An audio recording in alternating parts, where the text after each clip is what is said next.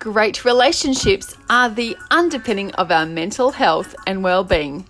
Join me, Jo Wilson, the Relationship Rejuvenator, for Is This Love podcast, designed to level up your relationship skills with short, succinct, and well-researched tips from not just me, but other experts in my field. For more information, head to relationshiprejuvenator.com.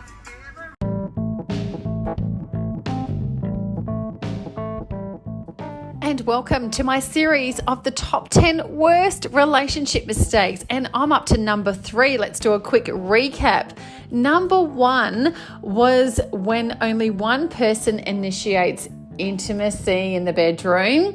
Number 2 was when your partner's past is in your present and all the challenges that can infiltrate your current relationship.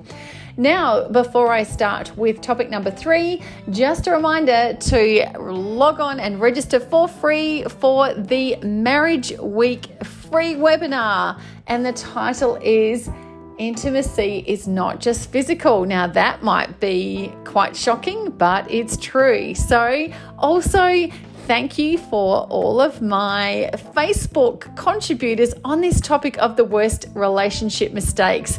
I not only appreciate your input, but it is really helpful to know what is going on out there and what challenges you the most versus just my opinion on my perspective as a relationship therapist.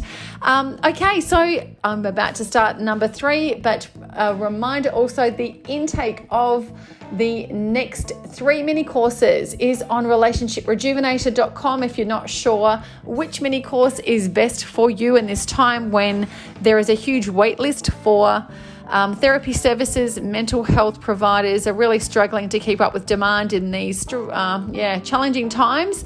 I am bringing all of the support to you in your lounge room or your PC or your phone, where you can take around 6 to 8 weeks to upskill in the relationship department. All right, number 3 of the worst relationship mistakes is lack of meaningful communication. So let me tell you about Jane and Mark. They were great communicators. Their lifestyle was so organized, structured, and fun, and they had 4 children, all under 14 years old. So despite this, throughout their marriage of around 16 years, they rarely argued. All of the children had at least 2 after-school activities. Mark worked full-time. Jane was part-time. One child had special needs, so needed to attend additional therapies. But despite this, their lifestyle ticked along extremely well. So Jane and Mark were great communicators. So why were they in my counselling room? As it turns out, Jane described her feelings of disconnection and loneliness. And Mark told me about his disappointment of physical intimacy in the bedroom. So how about that? You can communicate well, but it can still go horribly wrong. Jane and Mark were actually quite distressed. Thankfully, they didn't come to me before it was too late. Now, I had this beautiful term from Erwin Raphael McManus whilst preparing for our next intimacy webinar, and he refers it to intimacy. If you pull apart the word intimacy, intimacy. Now, we long to be seen, and real intimacy makes us feel alive. We long to be talked to and not at, and also in a kind, respectful, and caring tone. When someone actually takes the time to want to see into our soul, they ask questions for clarification to really get to know us, to help us when we're struggling to even communicate what's going on for us. Now, that's great when your partner's doing that, but if also you are not being courageously vulnerable, that is going to inhibit your intimacy as well. We need to push beyond the hurt. We really need to reveal what is going on for us to allow our partners in, and that can be really hard after a lifetime or months of hurt.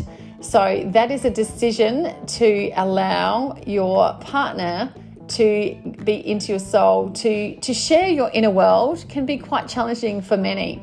So a couple like Jane and Mark learnt to be timely with their communication. When something was actually really bothering them underneath, they learnt to assertively communicate this when the children weren't around. They also had to allow the priority to change, where the children were, and all their activities, as much as they loved them, they had to put their relationship first to be able to really talk with intentionality and intimacy. So thirdly, they also allowed 15 minutes per day to catch up with each other without the distractions, without the screens, to eyeball each other and to talk about what's happening for you, what are you most challenged by, what was your highlight for today, what is really going on for you, and to really unite their souls. This then opened up so much more intimacy, not only in the bedroom, but physically, spiritually, emotionally, the whole bit. So it can just take a slight adjustment. That, this isn't rocket science here, but it's an intention to be vulnerable. So we don't want to feel dead with just substandard communication. We want to feel alive with real intimacy. So signing off, I look forward to sharing with you number 4 of the top 10 worst relation mistakes as seen in the counselling room and as highlighted by you on Facebook. Do DM me, let me know, what are you challenged mostly by? I love to support you in the ways that I can the best. Head to relationshiprejuvenator.com for all the tips and tools, the press page where I'm constantly contributing to the greater community with all the hot topics, such as recently it was what really counts as cheating, why do people cheat, and all things related. Thanks for listening.